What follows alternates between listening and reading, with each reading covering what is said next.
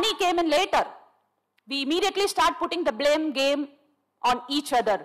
Money came in later, in the later past century. Before that, it was just the services. You would be respected for your work which you do. What have we done to the potter? So the whole system of the techniques were taken from the Ayurveda doctors. The potter did his plastic surgery. It was carried over to Royal Society of London. They published a paper. The physicians picked up the technique and started doing plastic surgery. How was the potter felicitated? What was India paid back? We are going and planning to get back our Kohinoor diamond. We'll get back the money. How will we get back our skill? We have not patented this skill. This problem is existing even now. Why am I discussing with you? You are the ambassadors of Ayush. You are born in this country. You are the ambassadors of these rishis and sages. Now the same problem is there with Kshara Sutram, which is called Karanol in Siddha. It's a beautiful surgery where parasurgical procedure where you use just a thread to heal a fistula in anus. This technique is being taught to even allopathy doctors from BHU. They get trained. I tell the policymakers should be very clear. When you teach a technique from Ayurveda or the Ayush systems to the other systems of medicine, you have to be paid back. Because you have been given 88,000 crores in the budget, you give us menial funding and you also take away our skills. You understand this is affecting the livelihood and the quality of researches of Ayush which is taking place in the country. So these apart. So doctor was asked, what are the developments which are happening in the Ayush system? Yes, there are many efforts which are being taken by the scientific community and the center, which I am sharing now. It so happens I am the director at IMCOPS. The turnover of IMCOPS was at 35 crores and after COVID, since 4 years, it has become 55 crores. So we are clapping here for COVID. It was due to the sales of Kabasara Kudineer and Nilavembu Kudineer. And the institution is expanding from Tamil Nadu to other states also. 55 crores. You all know how menial it is when you compare it to the profits of what remedies were made in just a year for a medicine which was banned, for a medicine which was never accepted by the World Health Organization, for a medicine which was still being written by all allopathics across the world. The unity with which the system works is commendable. So it was $1.5 billion was the profit of a short period of few months sale of remdesivir, while IMCOPS is at 35 and we are going at 55 and we are planning to move it to 100. So how shall I make more profits from my company? Shall I increase the cost price of my drug, which the common man will not like? The pricing of Ayurveda drugs, you will come and tell, Triphala, right? It just looks like a powder. It just looks like a rasam or a sambar powder. This is the common man's thought process. Why should I pay? Right? This is not the case when you are given a vitamin pill for 150 rupees, when you know that you can get it for 10 pies. These are the issues. Now, pharmaceutical perspectives. This is IMCOPS. A short video. Volume increase பண்ணுங்க.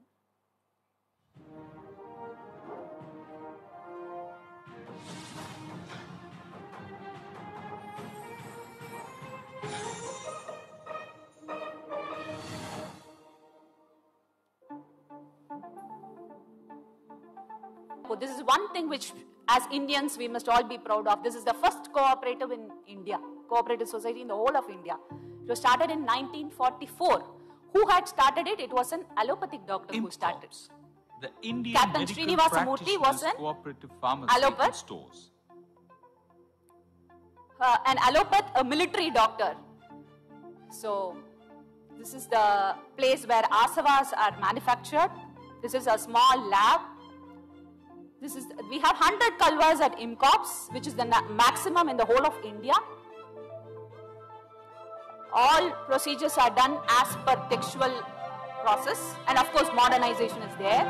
Kashayams are prepared, tablets manufactured, oils are prepared, tablet rolling machines. From handmade it has become machines.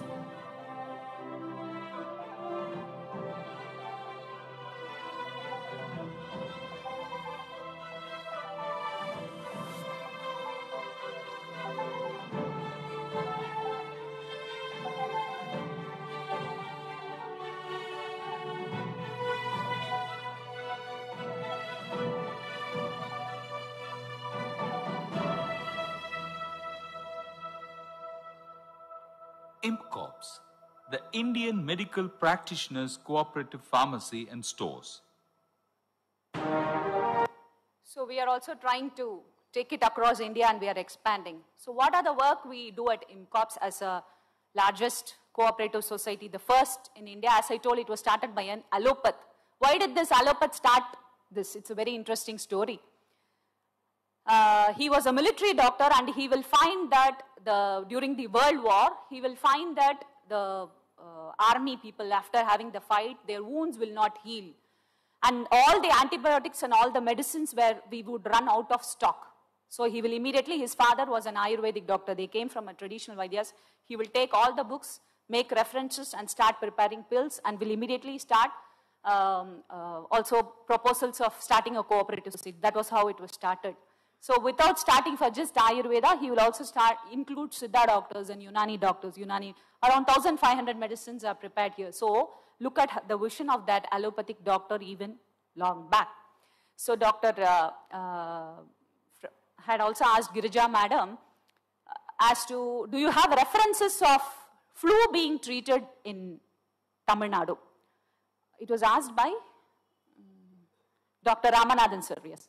So we have documentation of flu being treated in India. One, a very casual entry made by Rabindranath Tagore.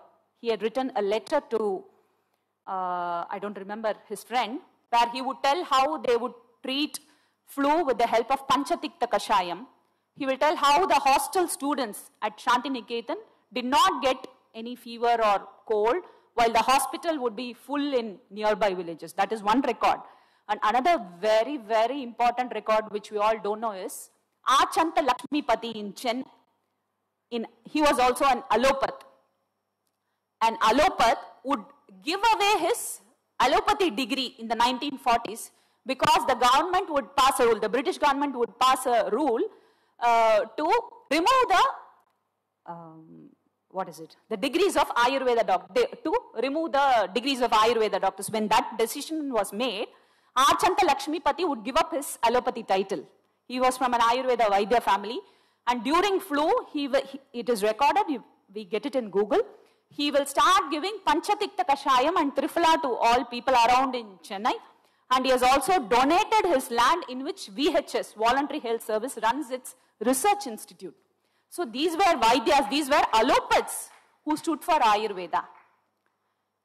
So this IMA should have in mind, because IMA is still catching a red flag and is not for integration, and the government is finding it very, very difficult. So what is happening in IMCOPS? IMCOPS is a quasi-government. It is run by the center. We have a turnover of 35 to 55 crores. There are 1,500 ASU products. 28 depots across Tamil Nadu, Andhra Pradesh, Karnataka and Kerala. We are focusing to expand in North India. Standardization and modernization we are trying to do as much as possible. There are many chemical tests like ICP-AAS, AAS and many such parameters which we are all, the researchers are trying as to how to standardize. It is a big process. It's not going to happen in a single day. And talks with IIT Pravartak are there for patenting sensors which were worked at IMCOPS. There's one another struggle which we are going through. I will share it with you. Deer antlers. Okay, man kombu we tell, right? So these deer antlers have got very good medicinal property for heart attack. It can prevent heart attack. It has got lots of calcium and minerals in it. But this is very, very effective for cough, wheezing and all things with your respiratory system, which was in practice. Now with a ban on animal products, we are unable to get these deer antlers. Now, how do we get these deer antlers? It's not by killing these antlers. You would have all seen in BBC and NGC how these deer lose their antlers during the time of mating, and during cold seasons, the antlers just fall down. The horns just fall down just as hair falls. So you will have kilos of these horns which are collected in the forest. So almost for 10 years, the president of IMCOPS, Dr. Kannan, and all the Siddha and Ayurveda doctors in Tamil Nadu are struggling. They are writing and they are going here and there, writing to officials, requesting for enabling us to give these antler horns. So it is a big challenge because you have to change lots of, the legislation has changed, the forest officials are hesitant, you have to get orders from the center. In the Rajya Sabha and in the Lok Sabha also, we have made the MP, Dr. Ganesha Murthy, a DMK MP, has made his point. So how does it come into practice? Only when we get mass requests from the public, right? So, or there is a media activation, or when the people keep asking that it's a very important necessity, do you legislate something, right? So for now it is going at a very, very slow speed. So where is your role in this? We are struggling for this. How are you going to help us? I leave this question to you. We all made a hue and cry during when this Jallikattu was stopped, right? I was expecting such movements during COVID, but the people were all afraid just in their homes. Not a single person asked that Ayush be made the main protocol. So till public wakes up, the government cannot do anything. So we are also looking for enabling veterinary medicines through Ayush. Disease perspective, what are the changes in the disease perspective? So when Ayush striked, as we all have discussed, World Health Organization very clearly told it does not have a medicine, and our allopathic friends would repurpose existing antibiotics. It was a dream come true for many of the Ayush doctors because we were waiting for this moment, and we are thankful to the central government to have enabled us practice during COVID with at least mild and moderate cases. So we were enabled and we have documented these cases. All the emergency cases which we are discussing here were those things which they could not enter into the allopathic ward because of lack of medical support. So these, we have treated 20 cases of hypoxia, which I'll be discussing with you all now. So this is the protocol, and I will never ever forget this, because this protocol was prepared by the topmost Ayush doctors. The task force was made, which had Dr. Grija, which had Dr. Avian doctors, cortical doctors. These people were all, Dr. Shivaraman from Siddha. They were all invited, and the Prime Minister had a video call, and they all sat and prepared this manual. So this is one manual which we will never ever forget. It had all medicines, even which we could give during the emergency. Not that these were all unknown, but this is one statement which we have made to the world, that Ayush doctors can treat COVID. So what is the problem? Why could not allopaths not propose a medicine while Ayurvedic doctors could propose a medicine?